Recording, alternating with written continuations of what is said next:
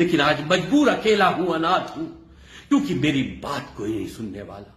अस्सलामु अलैकुम वरहमतुल्लाहि वबरकातुहू। मौजूदा दौर का सबसे बड़ा मसला बेइत्मीनानी और बेसुकूनी और बेचैनी है।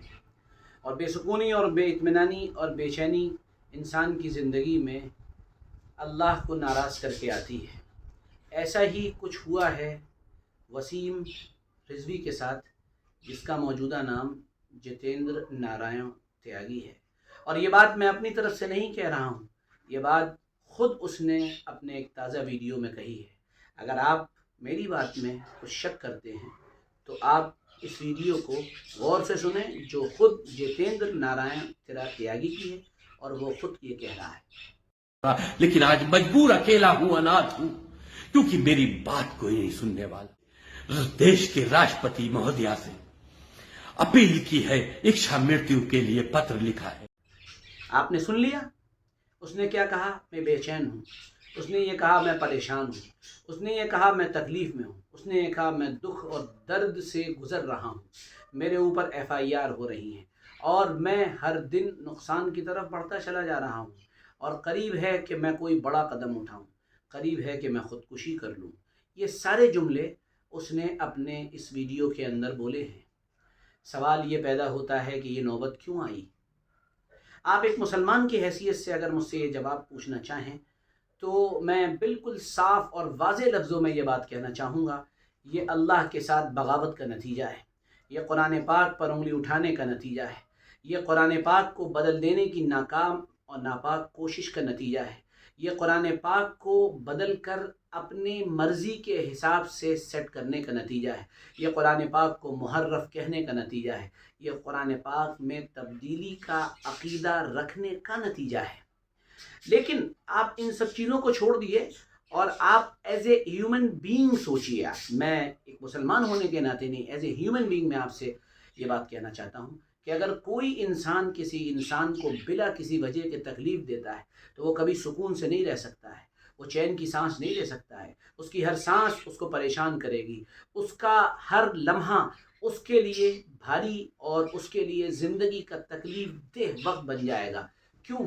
वजह यह है कि वो लोगों के एहसासात से खेल रहा है, वो लोगों के जज्बात से खेल रहा है। यही कुछ सब वसीम रिजवी ने किया था जब वो अपने आप को मुसलमान कहता था और फिर उसके बाद वो मुर्तद होकर सनातन धर्म में चला गया था।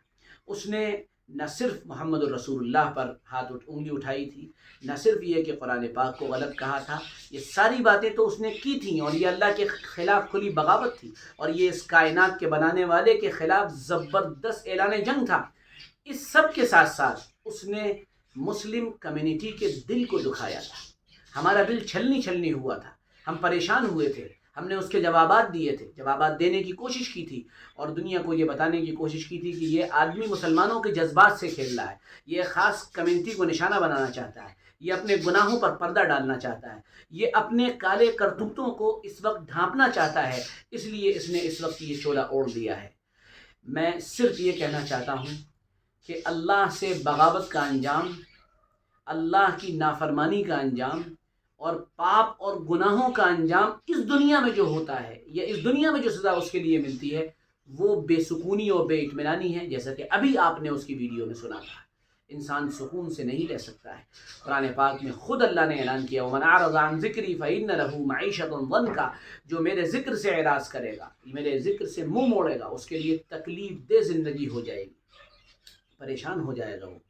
और साथ में अगर कोई इंसानों के दिल भी दुखाए तो ये उससे भी बड़ा मसला हो जाएगा। और ऐसा इंसान जो दूसरों के दिलों को बिला वजह तकलीफ़ पहुँचाए, उनके सेंटिमेंट को हर्ट करे, वो इस दुनिया में कभी सुकून से नहीं रह सकता। यही सब कुछ हुआ है वसीम रिजवी उर्फ जितेंद्र नारायण त्यागी के साथ। मौका है, वक्त है, हम भी बाज आ जाएं और दूसरों के दिलों को दुखाना छोड़ दें और अल्लाह के ख़िलाफ़ हमने बगावत का जो ऐलान कर रखा है उसको छोड़ दें। और जैसा कि हमारा संविधान इजाज़त देता है, इस मुल्क में हर आदमी अपने मज़हब को प्रैक्टिस करके रह सकता है, इस तरह रहें और हम एक दूसरे के लिए भाईचारे का सामान बने।